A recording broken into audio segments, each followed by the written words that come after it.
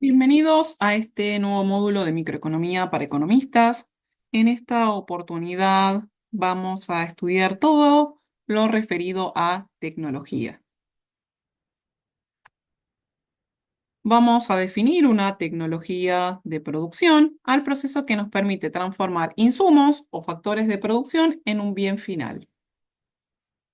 Para eso vamos a comenzar con algunas notaciones denotando al vector de insumos con X, que tiene desde X1 hasta Xn, y el bien final Y. Recordemos que en lugar de el vector de insumo X podemos tener capital y trabajo o algún otro insumo.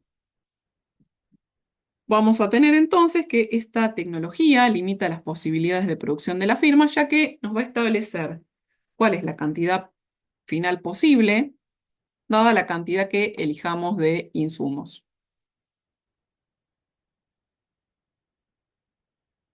Entrando entonces a algunas cuestiones adicionales, vamos a definir al plan de producción como el par XY. Recordemos que X son el vector de insumos, Y es el producto final, y este es tecnológicamente factible si es posible producir la cantidad Y a partir de un vector X de insumos. A todos los planes que sean tecnológicamente factibles, los vamos a llamar conjunto de producción y lo vamos a denotar con una Y mayúscula, Y mayúscula. Y vamos a tener que la tecnología de producción la vamos a describir a través de una función que nos va a resumir cómo utilizamos los insumos para generar bienes finales, la cual nos va a indicar la máxima cantidad de producto que la firma puede producir con los insumos. Veamos entonces gráficamente este conjunto de producción.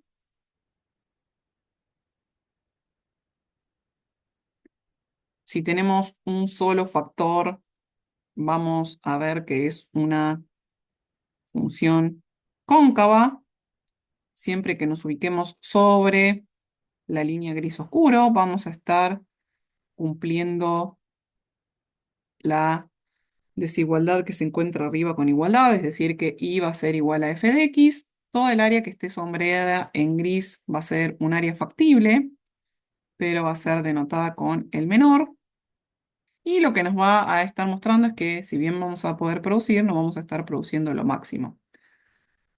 Vamos a definir entonces formalmente este conjunto de producción para todos los n como I mayúscula es un conjunto de producción con un vector de insumo X y producto Y perteneciente al plano Rn+1, donde Y, el nivel de output de producto, es menor o igual a el denotado por la función de producción. Vemos entonces, y pensemos en el gráfico a la hora de analizar esto, es que un plan de producción va a ser eficiente si no existe otra manera de producir la misma cantidad con menos insumos o bien producir más con la misma cantidad de insumos. Vemos entonces que, como mencionábamos anteriormente, cuando nos encontramos en la parte sombreada de la gráfica, es decir, un plan que cumple Y, el nivel de producto es menor a la función de producción, no puede ser eficiente. Y si un plan es eficiente, debe cumplirse con igualdad que el nivel de producto es igual a la función de producción, lo que se denotaba cuando nos ubicamos sobre la línea. Vemos, adicionalmente, que los planes de producción sobre la frontera del conjunto Y no son necesariamente eficientes. Vamos a ir analizando las particularidades y por qué algunos sí y algunos no, que debe cumplirse para que lleguemos a esta cuestión de eficiencia. Pasamos ahora a un caso particular de el vector de insumo. En lugar de tener un vector que tenga n insumos, vamos a trabajar con dos. que los vamos a llamar X1 y X2, y nos va a ser de utilidad graficar todas las combinaciones posibles que nos den la misma cantidad de producto.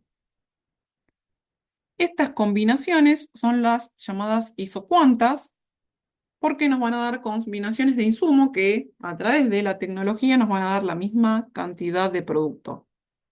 Iso viene de misma, cuanta de producto.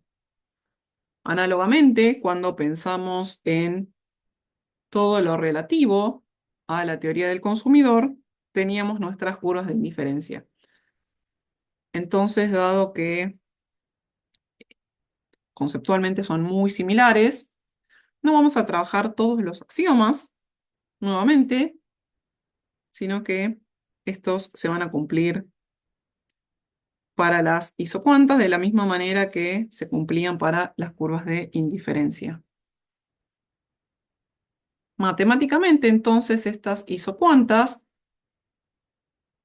van a depender del producto en función de la cantidad de los dos insumos y van a representar las curvas de nivel de la función de producción. Vamos a tener entonces distintos tipos de tecnologías de producción. Vamos a ver en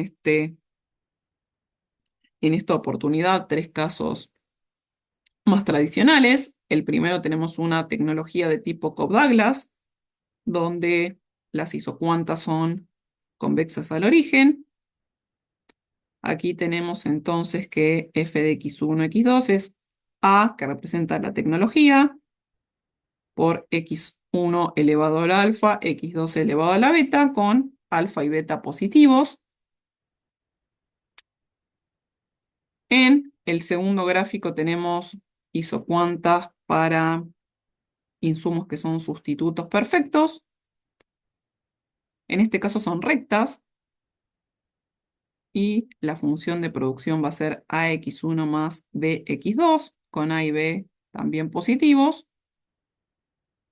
Y en el otro caso, en el tercer caso, el opuesto, tenemos la tecnología de Leontief, o también conocida como complementarios perfectos, en la que el insumo X1 y X2 se utilizan en la misma proporción, por lo tanto la función de producción es una función min de AX1, BX2 para A y B positivos. La mayor parte de la teoría la vamos a trabajar planteando unas tecnologías Cobb-Douglas para los casos de sustitutos perfectos o complementarios perfectos, tecnología de Leontief o algún caso particular de tecnologías. Vamos a tener algunas formas distintas para resolver los ejercicios. Sin embargo, eh, todas las cuestiones teóricas que apliquemos pueden ser implementadas en las distintas tecnologías con las particularidades que vamos a ir presentando. Para resumir algunas de las propiedades del conjunto de producción, vamos a concentrarnos simplemente en dos. Como les mencionaba anteriormente, cumple estos axiomas que vimos para las curvas de indiferencia de teoría del consumidor, pero vamos a concentrarnos entonces en la monotonicidad del conjunto de producción. Y esto implica que aumentar los insumos no haga decrecer la cantidad de producto final que se puede producir. Veamos que en una función de producción con un solo insumo, basta que la función nunca sea decreciente, y en el caso de que trabajemos con una función de producción de dos insumos, nunca debe ser decreciente en ninguno de ellos. Es por eso que las isocuantas de conjuntos de producción deben ser decrecientes, horizontales o verticales. Es decir, que deben tener pendiente negativa, cero o no existe. Esto nos garantiza la monotonicidad. Por otra parte, tenemos que, si la tecnología de producción tiene un solo factor, la función de producción debe ser cóncava, al igual que cuando tiene dos factores. Y esto nos garantiza la convexidad de nuestro conjunto de producción. Pasemos ahora a la productividad marginal. La productividad marginal de un insumo nos va a indicar cuánto producto adicional obtenemos cuando se incrementa de manera marginal el uso de un insumo. En términos prácticos, lo vamos a calcular realizando la derivada de la función de producción respecto al insumo, y vemos que si la tecnología cumple con la monotonicidad, f' de xy va a ser positiva para cualquier insumo que consideremos. Por lo tanto, si aumentamos la cantidad de al menos un insumo, va a incrementarse la cantidad producida. Sin embargo, tenemos que ir un poco más allá. Si bien sabemos que la derivada es positiva, es decir, que la función de producción es creciente o es no decreciente en insumos, para saber a qué tasa se incrementa la cantidad de producto cuando ponemos una mayor cantidad de insumo, vamos a analizar el signo de la derivada segunda de la función de producción. Si la derivada segunda es positiva, la productividad marginal del insumo va a ser creciente. Si es constante, la derivada va a ser igual a cero. Y en el caso que la derivada segunda sea negativa, la productividad marginal del insumo va a ser decreciente. En términos teóricos, sabemos que es de esperar que el producto marginal de un insumo vaya disminuyendo en la medida que se emplea una mayor cantidad de él. Lo que llamamos ley de rendimientos marginales decrecientes. Y vamos a ver que cuando avancemos en el análisis de horizonte temporal, esta ley de rendimientos marginales decrecientes va a cumplirse en uno de los plazos que vamos a estudiar debido a las características particulares de los insumos. Pasemos por último a definir la tasa marginal de sustitución técnica. Como pueden ver, en teoría de la firma tenemos varios conceptos similares a la teoría del consumidor, así que por eso los vemos de manera más resumida, dado que los vimos con mucho detalle previamente. Vamos a ver que sobre una isocuanta se encuentran las combinaciones de insumos o factores que a través de la tecnología o la función de producción nos dan la misma cantidad de producto. De esta forma, las firmas van a elegir combinaciones de insumos que minimizan los costos.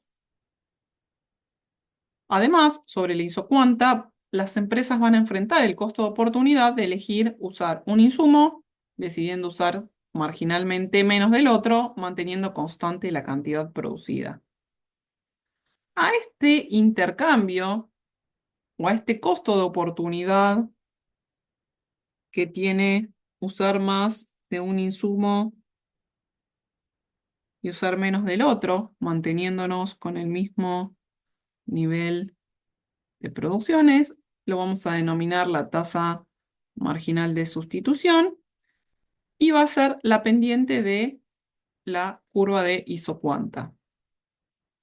Vemos entonces que matemáticamente es la derivada del insumo 2 respecto del 1, lo que es igual al cociente negativo entre la productividad marginal de 1 y de 2, y que va a ser igual a nuestra tasa marginal de sustitución técnica.